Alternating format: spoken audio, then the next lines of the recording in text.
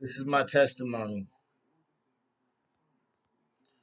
I was given up for adoption at the age of 1 by my biological parents.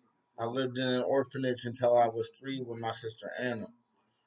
We were then adopted by David and Val Challe. When I was growing up, I struggled a lot in school. I skipped class and smoked a lot of marijuana. The marijuana wasn't enough to ease the pain, so I started to drink very heavily. When I was in middle school, I played a lot of football. I met this man named Bruce Alexander, one of the most God-fearing men I've ever met.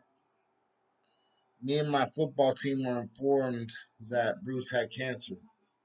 Bruce was very influential to me in my growth as a human being. Bruce fought cancer as long as he could, enduring chemo.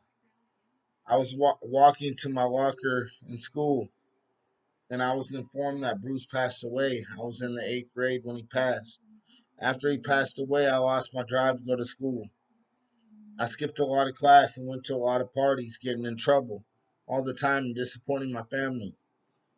I was so addicted to substances, I thought I'd never break free of the chains that substances brought in my life.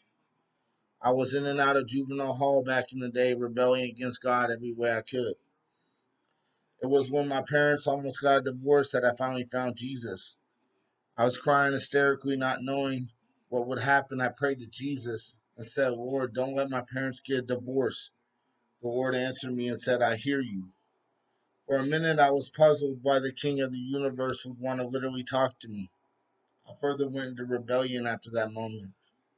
I thought being a thug was life, not knowing that Jesus is life. He's the truth, the way, and the light.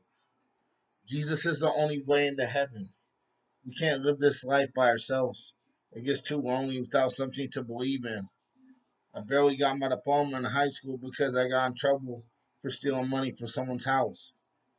I was still in high school when this happened, and it changed my world because I had to do 3 years of probation. I thank my probation officer for teaching me to be honest.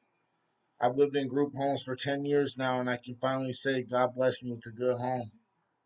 I tell you all this because exists. Jesus is the truth. Jesus is the light. Jesus is the way. Many blessings. I love y'all. I'm out.